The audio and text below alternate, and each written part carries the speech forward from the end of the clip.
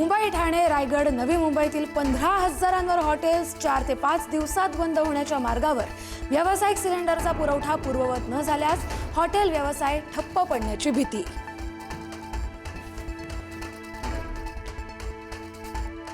Iran Israel युद्धामुळे गॅसचा तुटवडा। गॅस तुटवड्यावर तोडगा न निघाल्यास रविवारपर्यंत ठाण्यातील 70% हॉटेल बंद होणार।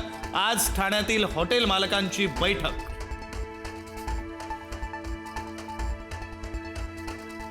देशभरात गॅस टंचाई, मात्र शिर्डी, पंढरपूर, शेगावच्या मंदिरात प्रसादासाठी 15 दिवस पुरेल इतकाच गॅस साठा शिल्लक। अन्नछत्रावर तुर्तास कोणताही परिणाम नाही।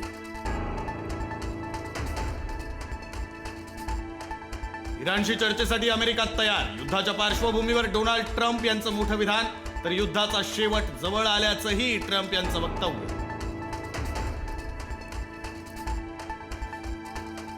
भविष्यात पुन्हा हल्ले होणार नाहीत या अटीवरच अमेरिकेसोबत चर्चा होईल। इराण सरकारच्या प्रवक्त्यांचं मोठं विधान।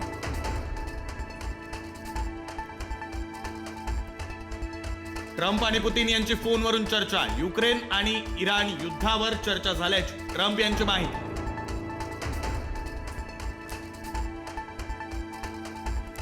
अमेरिकेने इराणच्या 20 युद्धनौका बुडवूनही होर्मुझची सामुद्रधुनी अद्याप ठप्पच। इराणच्या असदार तंत्रज्ञानामुळे होर्मुझची सामुद्रधुनी खुली करणं अशक्य।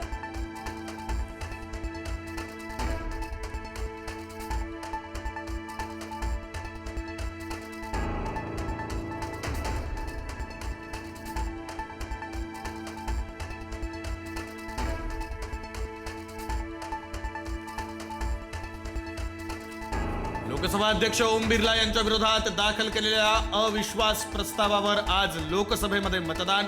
ओम बिर्ला यांच्यावर पक्षपाती वर्तनाचा विरोधकांचा आरोप।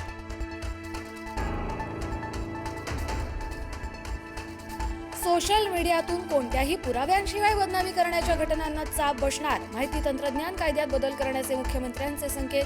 पोलीस महासंचालकांच्या नेतृत्वात समिती स्थापन करण्याची घोषणा। नाशिकमधील तपोवन वृक्षतोडीचा मुद्दा पुन्हा तापणार। 12 मार्चला नाशिकमध्ये आंदोलनाला मोठ्या संख्येनं पर्यावरण प्रेमींनी यावं। अभिनेते सयाजी शिंदे यांचं आवाहन। शिकूया AI ची क्रांती, चला करूया MSCIT।